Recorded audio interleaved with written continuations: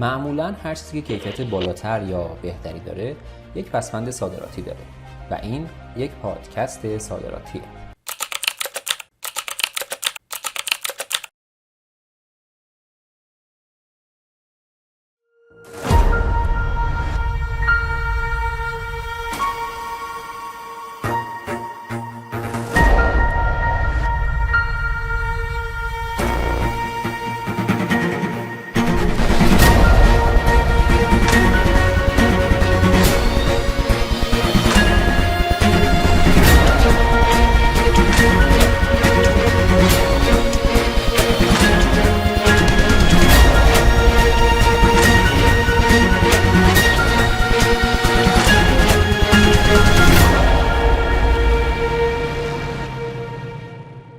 به نام خدا.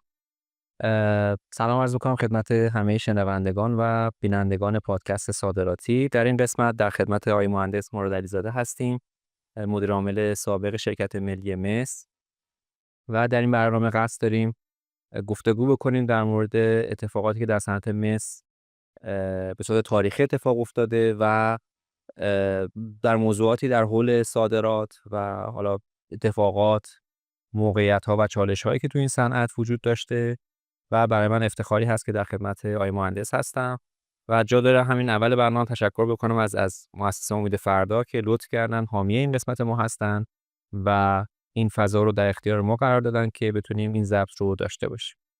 آقای مهندس خیلی متشکرم از لطف شما و افتخاری که در اختیار ما قرار دادین این زمان رو. خیلی سپاسگزارم از لطف شما. خیلی متشکرم. منم سلام عرض می‌کنم خدمت جناب عالی و بینندگان یا شنوندگان این پادکستی که شما تهیه می‌کنید. خوشحالم که در خدمتتون هستم برای کار آموزشی یا کاری که حداقل سوابق صنعت مس رو میتونه زنده نگه داره و شما تو این قضیه نقش خوبی دارید. بزرگوار هست. افتخاری هست که در خدمت شما هستم.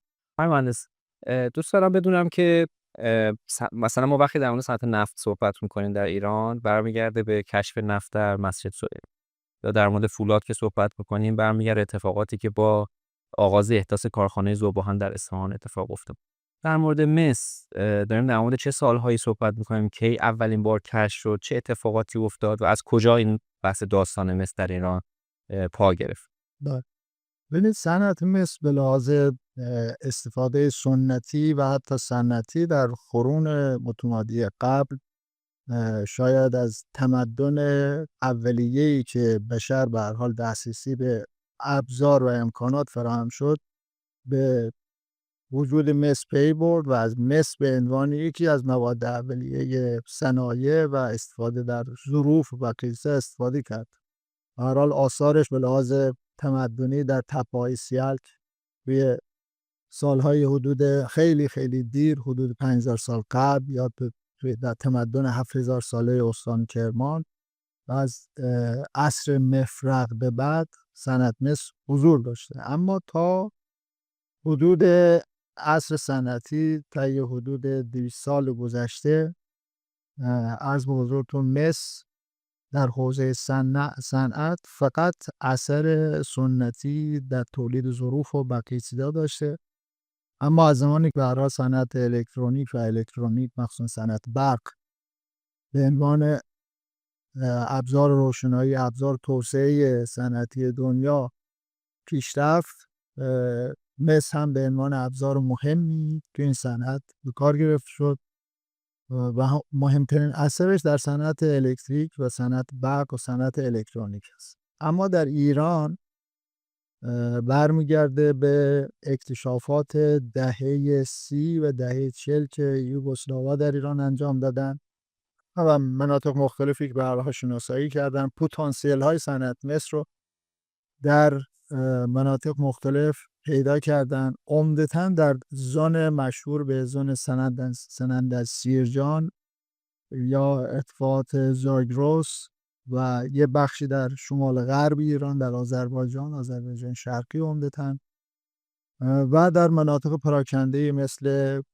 خراسان جنوبی آثاری از ذخایر مس وجود داره و به هر حال ایران یکی از پتانسیل های مسخیز دنیاست و ظرفیت نسبتاً خوبی داره، اما چون که مرتب در حال کشف و اکتشاف هستن ممکنه آمار اطلاعاتی که 20 سال پیش 15 سال پیش یا 10 سال پیش که بنده آخرین دوره مدیریتی رو طی کردم تا الان یه مقدار متفاوت. ظرفیت معادن یا ظرفیت ذخایر رفته باشه بالا، اما اون چیزی که با اطمینان میشه گفت به هر حال معادنی مثل سرچشمه، مثل سنگون، میدوک، ذخایری که در سیستان بلوچستان کشف شده، این نوع ذخایری هست که 30 سال آینده با اطمینان میشه ازشون به هر حال مس برداشت کرد و در صنعت یا در بخش‌های مختلف میشه استفاده کرد.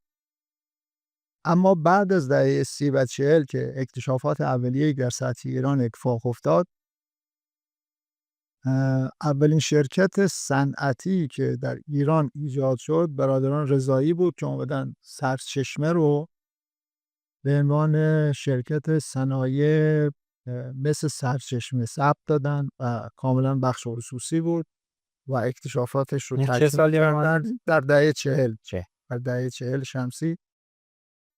و بعد در سال 1350 در حکومت پهلوی که شاه وقتی که به این تشخیص رسید که صنعت مس و صنایع مهم و تعیین کننده هست، وزارت اقتصاد رو مأمور کرد به خرید این معدن از برادران رضایی و تبدیل کرد به شرکت ملی صنایع مس ایران طی 2 مرحله. مرحله اول در سال 50 که ثبت اولیه و خرید انجام دادن و در سال 52 که شرکت ملی صنایع مس ایران یکی از شرکت هایی که با اساسنامه خاص و با حکم مستقیم عرض به حضورتون حکومتی مدیرش تعیین میشد، چون که یکی از مهمترین شرکت هایی در توسعه صنعتی میتونست نقش ایفا بکنه و به تولید رسیدن تا عرض میکنم خدمتتون.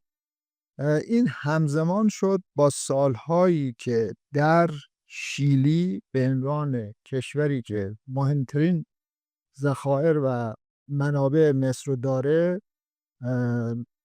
همزمان شد با کودتایی که علیه آلنده اتفاق افتاد، معذرت میخوام، با انقلاب کمونیستی که آلنده انجام داد. شرکت‌های امریکایی که در شیلی کار میکردن اونجا مجبور شدن ترک بکنن و مهمترین شرکت امریکایی که اونجا کار میکرد شرکت آناکوندا بود. بعد بنا به دعوت عرض به حضورتون وزارت اقتصاد ایران و به نمایندگی آقای دکتر نیازمند که اولین مدیر عامل شرکت ملی صنایع مس ایران بود، آناکوندا آمد اینجا اکتشافات سرچشمه رو کامل کرد و کار آماده سازی معدن، طراحی و آماده سازی معدن سرچشمه رو شروع کرد و فازهای مختلف توسعه رو در سرچشمه طراحی کردن و اولین فازش رو شروع کردن که ایجاد یک کارخانه تولید کنسانتره به نام با تکنولوژی فلوتاسیون، عرض به حضورتون به ظرفیت حدود 140,000 تن مثل محتوا، یعنی مثل خالص بتونن از اون کنسانتره تولید بکنن، طراحی شد.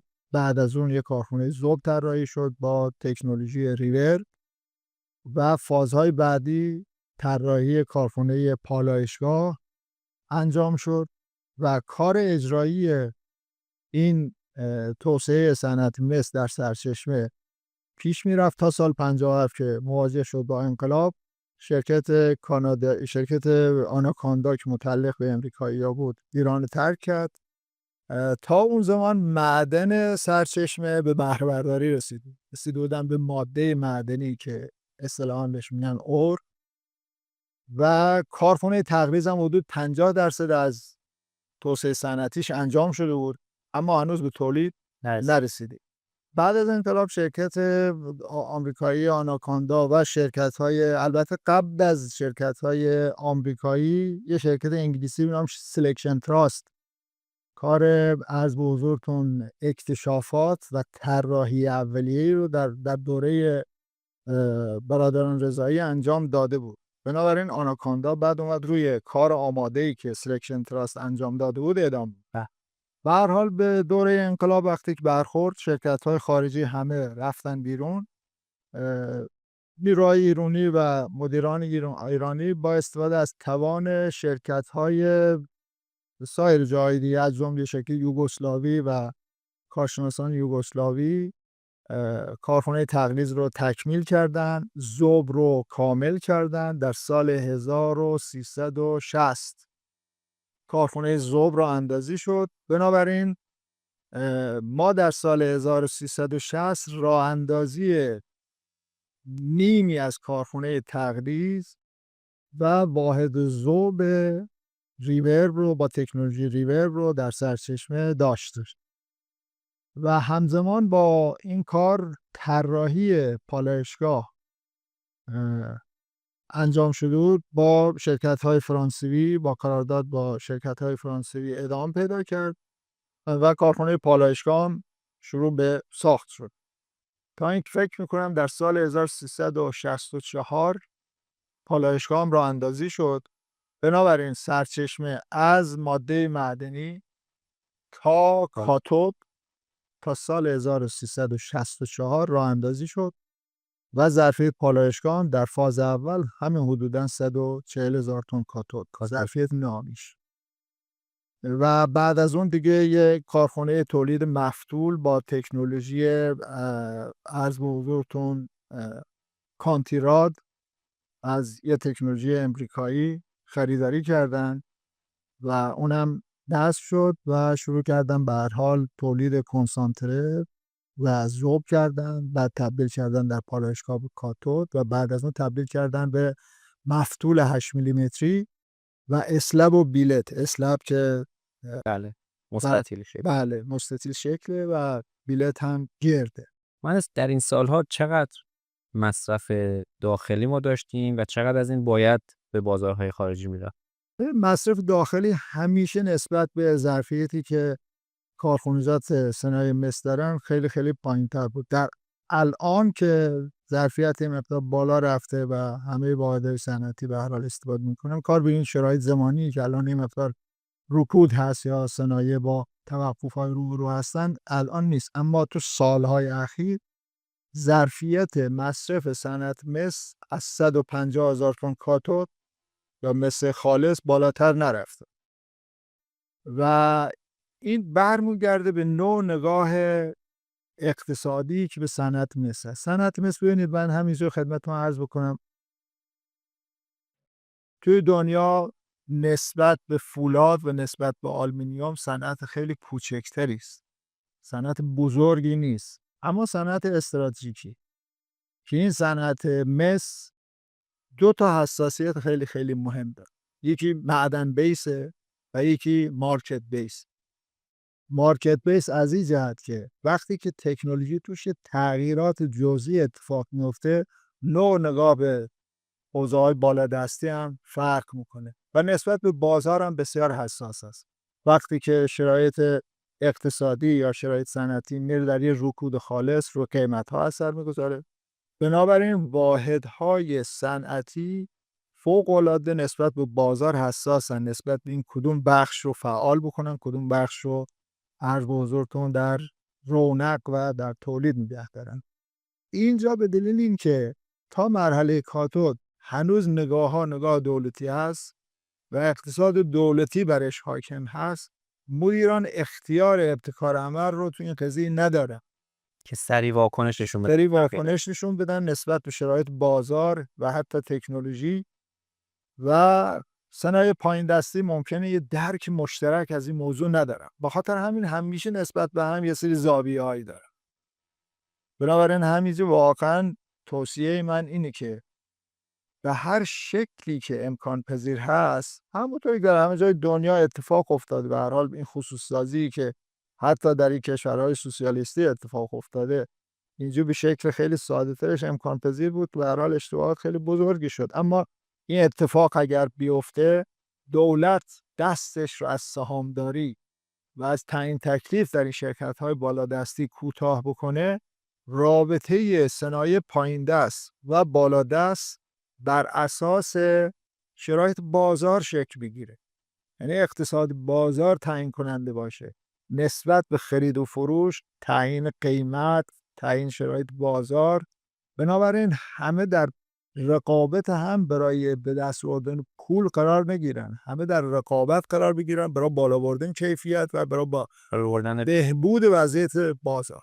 و یعنی می‌فهمم از همون دهه 60 هم که تازه من سرچشمه مرحله کاتود و مفتول و اینها رسیده بود، حتی تو همون لحظه هم با اینکه حالا خیلی از صنایع بزرگ ما مثل الان رشد نکرده بودن، باز مصرف بله پایین بوده. نمیرسید. اصلا این دعوایی بین صنایع پایین دستی و صنایع بالا دستی بعد از انقلاب از بعد به تأسیس بوده.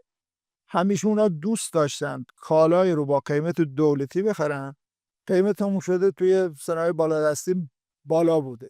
بالاخره یا دولت ما زیان بکنه به نفع صنایع پایین دستی یا دوتا بالاخره ما در تعادل قرار بگیرن. هیچ وقت دولت تصمیم نگرفته این صنعتی که اثر مستقیم در زندگی مردم نداره آزادش بکنه، خودش بشه یه نمونه‌ای برای یا مدلی برای توسعه صنعتی. یعنی اصلا می‌فهمم از شاید از اون روز اول اصلا نیازی برای ملی شدن این صنعت وجود نداره. مثلا یه سوال هست، مثلا در شیلی با عنوان یکی از بزرگترین تولید کننده‌های مس اگه اشتباه نکنم و حالا کشورهای دیگه که تولید کننده بزرگی مس محسوب میشن، اونجا هم صنعت ملیه یا نه داره بخش خصوصی کار؟ اونجا هم ببینید چون که به هر حال در دوره‌ای که آلنده کشور رو تبدیل کرد به نظام کمونیستی و انقلاب کردن کشور سوسیالیستی و کمونیستی صنایع دولت نگاه مردم، افکار مردم هم افکار سوسیالیستی هست و بوده. بنابراین اون زمان شرکت کودلکو که مهمترین معدنش معدن چوکیکوماتا هست هنوز دولتیه، اشکالی هم نداره، اما رابطه دولت با معدن و شرکت کودلکو دیگه رابطه تعیین تکلیف فرمان و دستور نیست. اون یه حقوق معدنی رو باید بگیره، حقوق معدنیش میگیره. در بقیه چیزاش شرکت کودلکو یک اختیار داره. این شرکت از به حضورتون کلاوسی، این آنتافوگاستا، این خیلی از شرکت‌های دیگه که تو شیلی کار میکنن، شرکت‌های پرویی، رابطهش با بازار یه رابطه منطقی است بر اصول بازار، بر مبنای اقتصاد بازار. دخالت نیست. الان نیست حداقل. و سوال بعدی که برام پیش میاد اینه که از همون دهه 60 که خب ظرفیت داشت بالا میرفت و اینها، قاعدتا احتمالاً کنار مثل سرچشمه هم حالا احتمالاً در شهر بابک و جاهای دیگه هم احتمالاً یا حالا میگون و جاهای دیگه احتمالاً داشتن دوباره سونقون اینا داشتن ظرفیت رو میبردن بالا. اولین حالا باری که یادتون میاد که صحبت این شد که حالا ما این مس رو باید به خارج از ایران عرضه بکنیم، تقریبا چه سالهاییه و گفتگوها با اگه اشتباه نکنم احتمالاً اولین صادرات باید به گلنکور اتفاق افتاده باشه به عنوان یکی از بزرگترین شرکت‌هایی که اون موقع و همین الان به هر حال یکی از بزرگترین شرکت‌های کمودیتیه. کی نگاه‌ها به این رفت که حالا ما باید بریم به دنبال صادرات و این رو ما باید ببریم خارج از ایران؟ من قبلش یه چیز توضیح بدم خدمتتون. توسعه صنعت مس بعد از انقلاب از سال تقریباً 71 72 بعد از جنگ دوباره شروع شد. از 64 تا 72 از بعد انقلاب تا سالهای 72 هر تمرکزی بود در حوزه صنعتی در سرچشمه. دیگه گسترش شده نمیشه. گسترش پیدا نکرد. فقط در حوزه اکتشافاتی که در دهه 40 30 و 40 یوگسلاوا انجام داده بودن پتانسیل های معدنی مشخص بود. میدوک یه ظرفیت هست، سنگون یه ظرفیت، درآلو، درزار، ادامهش در سیستان بلوچستان یا در بعضی از مناطق خراسان جنوبی و سمنان پتانسیل های معدنی هست.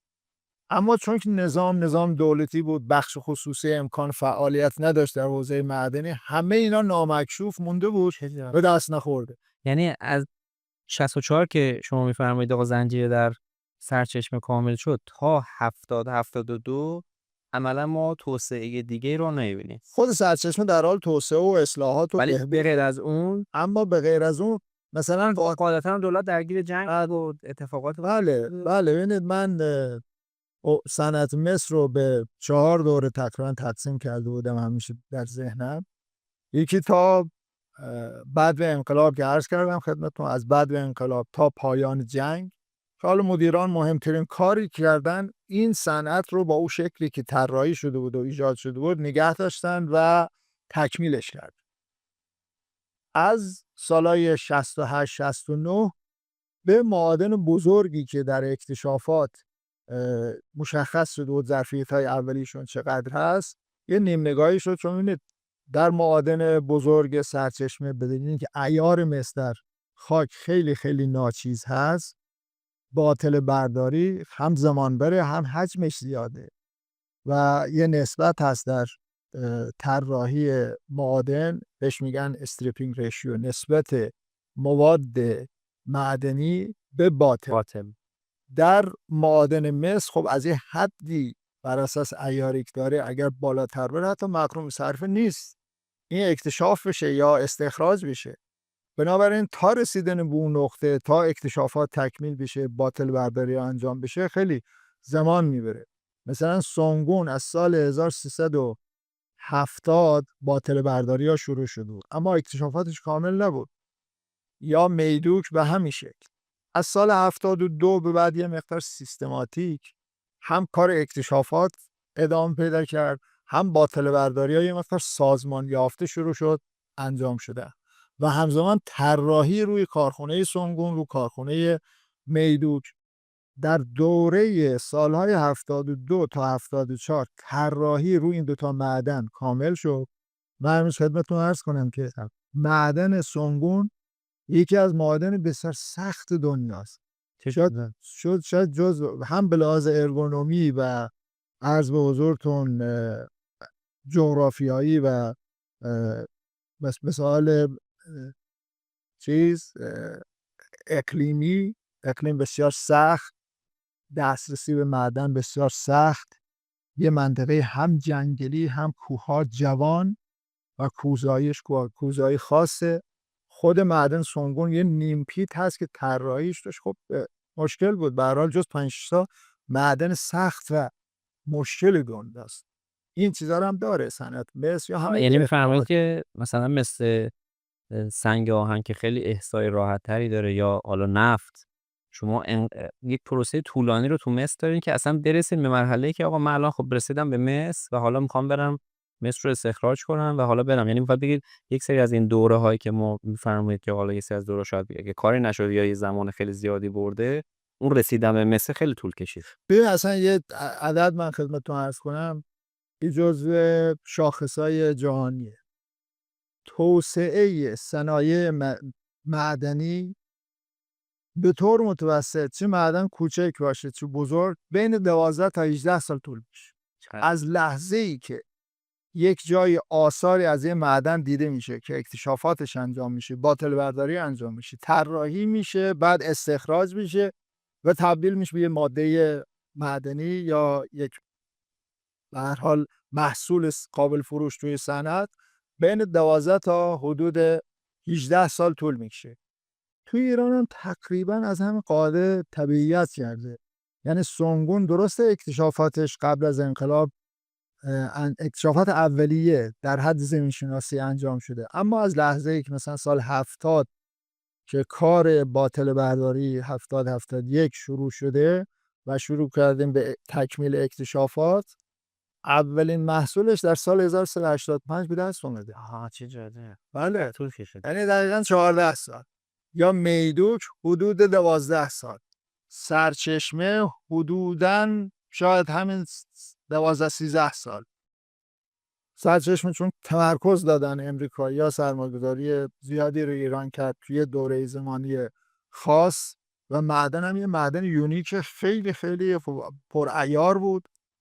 عیار معدن سرچشمه تو فاز اولش تقریبا دو برابر، بله حدود 2 برابر سونگون بوده، 2.5 برابر میدوک بوده عیارش. و اضافه‌هاش هم خب خیلی بزرگتر و هی ما از جلوتر رفتیم در دهه 60 و 70 هی این تولید به تولید میرسید. بله. و بعد کی به این نقطه رسیدن که یعنی میخوام خارجی ها اومدن سراغ ایران که آقا بهمون مس بده یا نه مس خودش شروع کرد که آقا حالا ما ظرفیت تولیدمون از نیازها بیشتره، بریم دنبال مشتری. ببینید به هر حال ظرفیت تولید که پیشی گرفته بود از همون اول بر مصرف داخلی الزاما می‌خواد صادرات بشه. تو صادرات هم صنایع مس بازارش در بازار بورس LME تنگ تکرف میشه و اونجا هم بازیگرای اصلی تریدرها هستن. اولین تریدری که توی دنیا تقریبا در حوزه کامودیتی فلزات غیر آهنی بیشتر فعال بود. شرکتی بود اونم مارکریز. بله شرکت آقای مارک. شما اون موقع که اسم قبل خودشون مارکریز در واقع مارکریز کار کردیم، با مارکریز جلسه گذاشت. واقعا بله پیرمردی بود که شخصیت تحریمم بود توی خیلی شخصیت. بله توی زوک سوئیس توی منطقه. شما شخصا آقای مارکریز شدید؟ بله من دیدم. خیلی آقا افتخار.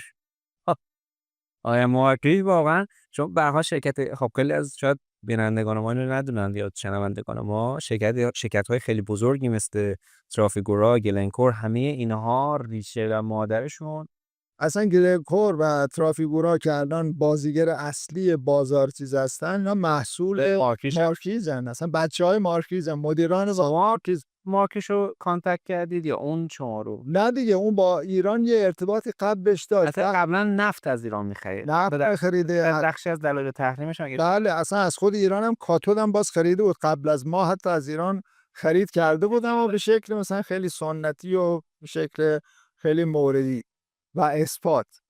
حضورتون که عرض داریم برنامه‌ریزی شده که از ما کنسانتره بخره، قبلش کاتود بخره، از سالهای تقریبا 73 74 گذشته. دهه 90 میلادی. بله دهه 90 میلادی. و این در دوره‌ای که آقای معزز‌زاده مدیر عامل بود، این دو تا کار خیلی خوب اتفاق افتاد. یکی که حوزه فروش خیلی سازمان یافته شکل گرفت، متناسب با بازار جهانی، و یکی هم طراحی توسعه صنعت مس فاز یکش برنامه‌ریزی شد، طراحی شد با استفاده از مهندسین مشاور داخلی و خارجی. مجوزاش از سازمان برنامه گرفته شد و کار خیلی سازمان یافته پیش رفت.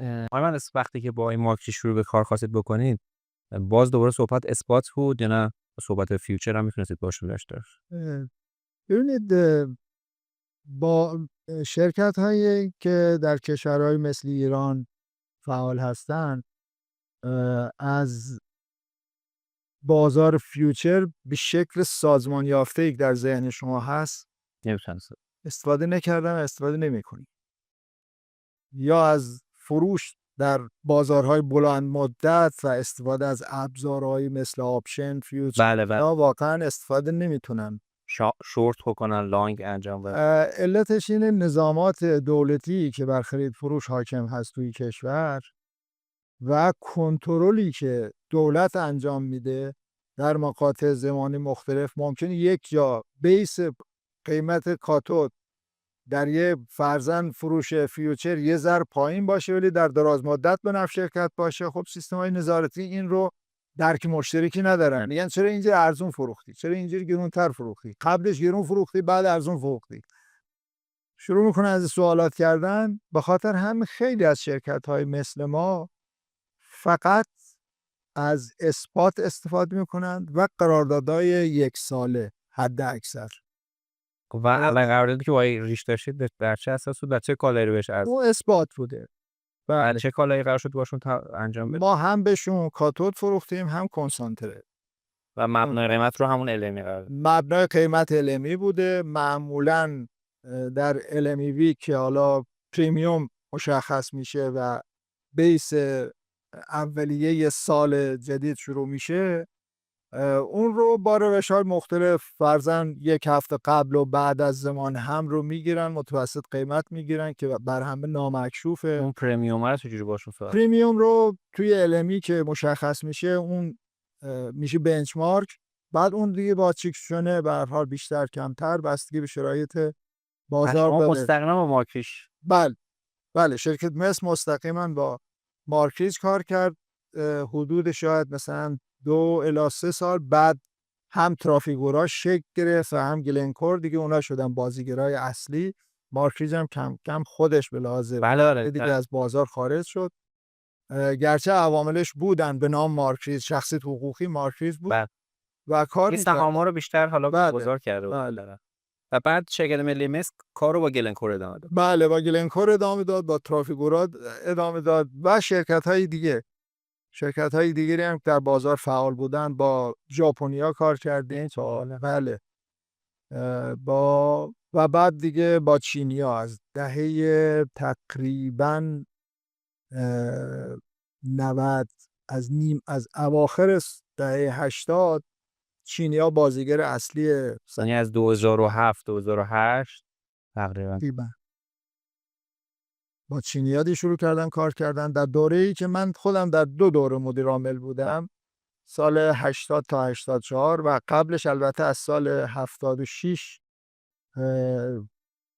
در مذاکرات بازار در فروش نقش داشتم، اما از 80 تا 84 مدیر عامل بودم و مجددا از 92 تا آخر 96. تو این 2 دوره هم با اروپایی‌ها و با تریدرهای مثل گلنکور و ترافیگورا و مارکویج و اینا کار کردیم و هم شرکت‌های بزرگی که ایروبیس بزرگتون که عرض شود، هم به لحاظ تکنولوژی هم همکاری و با شرکت‌های چینی هم مثل جیانگشی کاپر یا شرکت‌های تونلینگ، NFC بزرگتون که عرض شود، شرکت‌های چینی تعیین کننده بودن. با همه اینا کار کردیم. این وسط هر چقدر که تحریما داشت سخت‌تر شد، مهندس چه تأثیری روی من فکر می‌کنم یکی از مهمترین تاثیراتش این بود که هی این قدرت چونه زنی شما رو پرمیومه هی قاعدتا کمتر می‌شد دیگه، چون قاعدتا با شما سخت‌تر میتونستن بستگی به شرایط داشت و ایستادگی به هر حال کسانی که وای می‌ایستادن و حرفه‌ای بودن در صنعت. این تغییرات مدیریتی شرایطی رو حاکم کرد که سطوح مدیریتی غیر حرفه‌ای بودن، سطوح اجرایی که در فروش میتونستن از شرایط بازار بهتر استفاده بکنن، عرصه‌های خوبی گیرشون نمی اومد و نمیتونستن از این شرایط استفاده بکنن. بنابراین این فاصله که بین مدیریت و مدیران میانی مدیران حوزه فروش اتفاق میافتاد یه مقدار شرایط پیچیده میکرد. اما حالا من به هر حال متولی اون 2 دوره‌ای که خودم بودم، هم بچه‌ها نسبت حرفه‌ای بودن توی حوزه فروش. از این بحث و حدیث نبود که چرا اینو این قیمت فروختید، چرا اونو، چون من حتی حالا دروغ راستشو نمیدونم، مثلا یادم صحبت‌ها سر این بود که حتی یه سری از مجلات خارجی میگفتن که حالا توی اون زمانی که سال 2011 گلنکور آی پی او شد و اینا، به هر حال عملکردش که مشخص بود، میگفتن آره گلنکور یک سری پرداخت‌های خارج از سیستم به یه سری از کشورها از جمله ایران داده که مثلا قیمت رو اینجوری ببنده، قیمت رو اونجوری ببنده. این حرف و حدیثا بود، حالا چقدرش واقعا واقعی بود، چقدرش مثلا حب و بغض بود، این داستان‌ها خب اینم توی شرکت ملوس چتی به قولتون، حالا از هر مقدارش که خودتون میتونید در موردش. ببینید من در 2 دوره‌ای که خودم بودم، اینو میتونم خیلی دقیق بگم، بقیه اونش اطلاع دارم میگم خدمتتون. صنعت مس یکی از صنایعی هست که در حوزه فروش و تولید نسبتاً حرفه‌ای کار کرده. حتی تغییرات مدیریتی پی در پی هم که اتفاق افتاده به دلیل اینکه سطوح مدیران میانی نسبتاً حرفه‌ای بودن، همیشه با مدیران طوری تنظیم کردن که کار از حالت حرفه‌ای خارج نشه، مگر شرایط سیاسی بر کشور حاکم شده در دوره تحقیق. اون یه مقدار شرایط رو تغییر داده که اینا رو من خدمتتون میگم. اینی که میگن که ببینید در دهه 80 شمسی، مثلا نیمه اولش، کشور در حال رونق بود. گرچه قیمت‌های جهانی فلزات پایین بود، اما کشور در حال رونق بود. من درست یادمه بانک‌های اروپایی می اومدن مدیران ارشدشون ایران وقت می‌گرفتن که بیان اعتبار بدن که بتونن رابطه بین تریدر و فروشنده کالا ما هستیم بتونن طوری تنظیم بکنن که با اعتبارات بانکی که ندارن بتونن بازار رو مثلا سوسیه جنرال، کردیت اگریکول، نمیدونم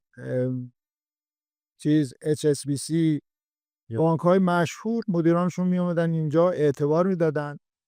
ما برای توسعه صنعت مس در فاز اول علاوه بر استفاده از فاینانسی که از بانک‌های سوئدی و آلمانی انجام دادیم با بیمه آلمان و بیمه سوئد، ما شاید حدود 250 میلیون دلار اون زمان به صورت کامادیتی فاینانس در قالب قرارداد من حالا کالا رو بدم تیکینگ چون خودش یک قرارداد تقریبا بلند مدت میشه. درسته ما مدت زمانی کار کردیم، فرضاً 2 سال و چند ماه بود، ولی قرارداد بلند مدت بود نسبتاً. ما کار کردیم، پول گرفتیم، توسعه هامون پیش برده. و در هیچ جای دنیا توسعه رو با پول نقد شرکت یا با درآمد روزمره شرکت انجام نمیدن. درآمد شرکت هزینه‌های جاریش رو کم میکنه، سودش رو تقسیم میکنه. بخشی از سود رو که سهامدارا دوست دارن یا تشخیص میدن در خود صنعت افزایش سرمایه بدن، میان افزایش سرمایه میدن که براشون مقام صرف است، بقیه‌اش میگیرن صرف کارهای دیگه میکنن. اما شرکت ها میرن برای توسعه خودشون از اعتبارات خودشون و اعتباراتی که میتونن استفاده بکنن استفاده. منطقی. خب تا یه دوره کشور تقریبا توی شرایط این شکلی بود. اما در دوره تحریم دیگه کسی به ما وام نمیداد، اعتبار نمیشد. فاینانسی هم که خبری نبود، یا اگر گرفتن خودش مشکل بوده خود کارلاب. بنابراین مدیرانی که یک کم توی قضیه حرفه‌ای بودن از ابزارهای مختلف استفاده می‌کردن، سیستم‌های نظارتی رو توجیه می‌کردن با ایجاد تراستی تو خارج از کشور و بردن کالا در یه نقطه‌ای که دیگه نامی در اسناد و مدارک از شرکت تولید کننده نباشه، کالا رو با قیمت بین‌المللی می‌فروختن. من یادمه که اصلا یکی از مهمترین موضوعاتی که در دوره دوم مدیریت من اتفاق افتاد، من کالای تولید شده کاتود رو بردم پشت گمرک ترکیه در بدترین شرایط رکود فلزات. قیمت جهانی مرتب رو به پایین بود. قیمت جهانی توی سالهای 94 قیمت جهانی مس رسید به $4700. الان مثلا 8-9000. الان 9500-600 $. قبل از اونم به حدود $10,000 رسیده بود. یعنی تو سال 91 بله تو سال 91 قیمت این بحران جهانی دیگه دقیقاً زمان. بله این ترندی که به هر حال شما اگر نگاه بکنید کاملا اعداد مشخصه. ولی یه رکود بلند مدتی اتفاق افتاد در همه فلزات. فولاد هم قیمت، احتمالاً شما فولاد رو خودتون کاملا مسلطین، اونجا هم اتفاق. بله در مس قیمت‌های جهانی رو پایین بود. اما من کاتود رو بردم ترکیه، پشت گمرک ترکیه، 1000 تن، 500 تن، 2000 تن، 5000 تن با بالاترین پریمیوم بین 95 تا $137 خیلی عرضه بود. کالا رو فروختیم. خب بالاخره بدون یک تیمی که رفتن وایسادن و اختیاری که من به عنوان چیز به بچه‌ها دادم، بچه‌ها استفاده کردن. تیم حرفه‌ای بود، خوب تونست مذاکره بکنه و کالا رو قیمت خوبی فروخت. یا کنسانتریت به شرکت جیانگشی کاپر دادیم توی چیز، چون اونا تعیین کننده هستن تو بازار جهانی. یا به هر حال معاملاتی که اتفاق می افتاد از شرایط نسبتا خیلی خوبی برخوردار بود. به ندرت به خرید فروشایی که در این سالها اتفاق افتاده نه هیچ سیستم نظارتی نه هیچ سیستم غیری نبوده که زیان بیان آقا شما یه زد و بندی کرد اینو این فروختیم. تو بعداقل تو سطح فروش بالادستی اتفاق خیلی خیلی به ندرت اتفاق افتاده. اگرم جایی به خود معروف سطوحی چیز کردن و بحثای خیلی خب پس خدای شکر نبود. اما میتونیم حالا برگردیم به خود شرکت هایی که تو عرصه جهانی فعال بودن، نحوه عمل کردشون چی است. ببینید تو بازار صنعت مس تولید کنندگان و مصرف کنندگان یه رابطه با هم دارن، چون معمولاً بر اساس اثبات و قیمت‌های سالانه یه رابطه کاملا مشخصی داره. اما قیمت‌ها چجوری تعیین میشه؟ قیمت‌ها هر سال در اواخر اکتبر یه هفته است، میگم المی ویک، همه تولید کنندگان بزرگ و مصرف کنندگان بزرگ و تریدرها جمع میشن توی لندن، مذاکراتشون انجام میدن. اونجا دو چیز مشخص میشه، یکی پریمیوم و یکی هم TCRC، تریتمنت شارژ، هزینه‌های ذوب، و ریفاینری شارژ، هزینه‌های پالایشگاه. بعداً در طول این 15 سال اخیر چون که چین بازیگر اصلی بازار شد، دیگه تعیین کننده فقط المی ویک نبود. بازار بعدی رو که شانگهای بیشتر تعیین میشد، مثلا فکر کنم توی نوامبر باز یه هفته اونجا جمع میشن، هم تولید کنندگان هستن هم مصرف کنندگان و بیشتر اونجا شرکت های ژاپنی، کره‌ای و چینی بازیگر اصلی هستن که تعیین قیمت میکنن و بیشتر در TCRC بنچمارک میکنن روی اعداد مشخص که کنسانتر بر اساس چه شرایطی خرید فروش میشه. علاوه بر اون به هر حال بازار کامکس و نیمکس و اینا تعیین کننده هستن، بر اساس خرید فروش و کارهای روزانه یا هفتگی توی خود LME بازار LME انجام میشه، خرید فروش رو انجام میشه. ولی خب بازار ببینید نسبت به فولاد و آلومینیوم خیلی محدوده. ما از یه بازار 26-7 میلیون تونی داریم ولی صحبت. من ارزش خب اصلا قابل قیاس درست ارزش قابل قیاس مثلا هر تن فولاد سنگ آهن رو داریم در مورد $100 صحبت میکنیم، اینجا داریم در مورد هر تن $9500 صحبت. بله ارزش بالاست و از اون مهمتر تکنولوژیه. صنعت مس خب بالاخره در تکنولوژی هنوز تعیین کننده است، مهم از دیگه. ولی بازارش بازار کوچولوی، تولید کنندگان و تریدرها تو این بخش محدودن، همدیگه میشناسن، کوچکترین اتفاقی میفته از هم مطلع میشن. اینا نکات مهم.